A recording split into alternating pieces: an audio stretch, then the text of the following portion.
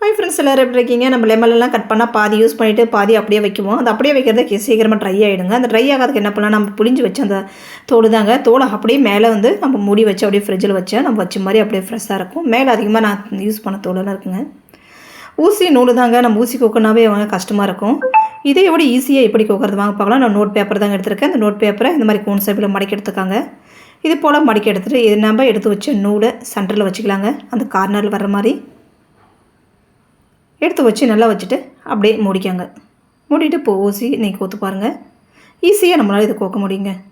இது போல் கோத்து எடுத்து நம்ம கார்னரில் நூல் இருக்கிறதுனால அந்த பேப்பரோட அப்படியே கிழிச்சு எடுத்துருங்க. அந்த நூலை ஈஸியாக நம்மளால் எடுக்க முடியுங்க. இதை ட்ரை பண்ணி பாருங்கள். அது வீடியோ பிடிச்சிருந்தா லைக் பண்ணுங்கள். அடுத்த டிப்ஸ் என்னென்னங்க, புளி உப்பெல்லாம் அந்த மழை காலத்தில் சீக்கிரமாகவே எல்லாம் ஒட்டி பிடிச்சிக்குங்க, எல்லாம் இலைக்கிற வரதுனால. இதை நம்ம எப்படி க்ளீன் பண்ணலான்னு பார்க்கலாங்க. அந்த சோப்பெல்லாம் யூஸ் பண்ணுவாங்க. இதுக்கெல்லாம் சோப்பு வேணாங்க, சோப்போட வளவல்னு இருக்கும். அது இல்லாமல் நம்ம பேக்கிங் சோடா ஆஃப் எடுத்துருக்கோங்க.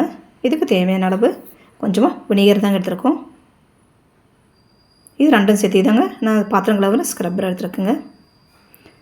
நம்ம வீட்டில் இருக்கிற இது போல் பொருட்கள் எடுத்து வைக்கிற டப்பெல்லாம் இது போல் நீங்கள் மாதத்துக்கு ஒரு டைம் நீங்கள் க்ளீன் பண்ணுங்கள். நம்ம சோப்பை விட இந்த அதாவது வினிகரும் பேக்கிங் சோடா ரொம்ப நல்லதுங்க. வளவளப்பு தன்மையில் இந்த ஸ்மெல்லுனால் நம்ம போட்டு வைக்கிற பொருளுங்களில் வண்டு எதுவும் விழாதுங்க. அப்படி நீங்கள் இந்த பருப்பு அந்த மாதிரிலாம் வண்டு விழுறதுங்கள உள் சைடு கொஞ்சமாக வினிகர் தேய்ச்சி வச்சுட்டு அது உணர்ந்ததை போட்டு வைங்க. அந்த பக்கம் எறும்போ இல்லை வண்டெல்லாம் வராதுங்க. சூப்பராக கழுவி எடுத்துட்டோங்க. இது கழுவி எடுத்தது ஒரு கொஞ்சமாக நமக்கு லிக்விட் பாக்கியாச்சு. இது அதாவது வினிகரு. இது மிக்ஸி தாங்க க்ளீன் பண்ண போகிறோம். அதை வேஸ்ட்டாக இதுக்கு ஊற்றுறதுன்னு சொல்லிவிட்டு மிக்ஸிக்கு நான் கொண்டு வந்துட்டோம்.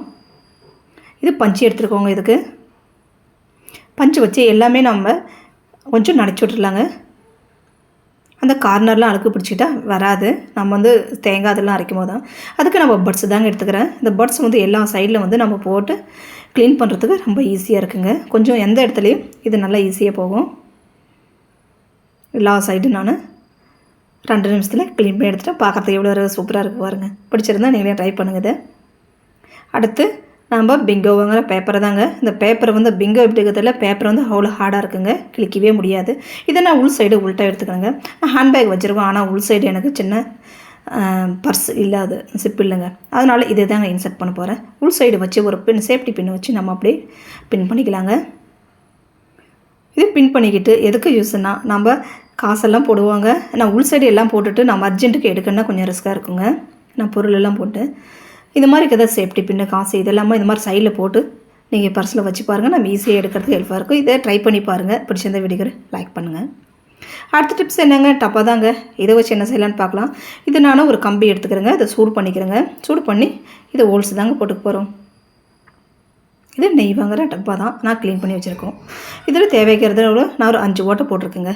இதை போட்டு என்ன செய்யலான்னா, நம்ம அதாவது சப்பாத்தி பொடி தாங்க. நம்ம சப்பாத்தியெல்லாம் தேய்க்கும் போது கையில் எடுத்து போட்டு அந்த பொடி செய்வோம். அந்த மாதிரி இல்லாமல் இது மாதிரி டப்பாவில் கொட்டி வச்சுட்டு அது மாதிரி ஸ்ப்ரெட் பண்ணிக்கிறதுக்கு நல்லா இருக்குங்க. இதுவும் ட்ரை பண்ணி பாருங்கள். அடுத்து என்னங்க, ஸ்கூல் விட்டு வர பசங்களுக்கு சூப்பரான ஸ்நாக்ஸ் செய்யலாங்க. ஒரு 5 நிமிஷம் போதுங்க. ஒரு கப்பு சப்பாத்தி பொடி எடுத்துருக்கேன், 1/2 கப்பு ரவை எடுத்துருக்குங்க. இது கூட ஒரு பிஞ்சு உப்பு சேர்த்துக்கலாங்க. இதில் கொஞ்சம் கொஞ்சமாக தண்ணி விட்டு நம்ம கெட்டியாக கலக்கி வச்சுக்கலாங்க.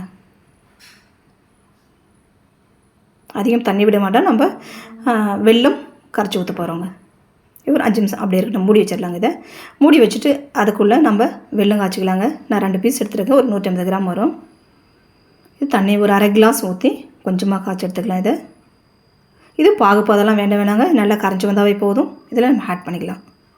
இது அதிகமாக தண்ணி சேர்க்காத ஒரு 1/2 கிளாஸ் தண்ணி போதுங்க. இதுக்கு இனி நம்ம கரைச்சிருக்கோம். இதில் வெள்ளத்தில் இவ்வளோ வேஸ்ட் இருக்குங்க, அதுக்காக நம்ம கரைக்கிறோம்.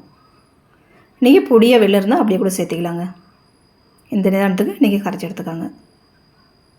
இது வெயிட் பண்ண வேண்டிய அவசியம் இல்லைங்க, அப்படியே செய்யலாம். நான் தேங்காய் சின்ஸாக பல்லாக கட் பண்ணி வச்சுருக்கிறேங்க. இது சாப்பிட்றதுக்கு நல்லாயிருக்கும். கொஞ்சம் நெய் போட்டுக்கலாம்.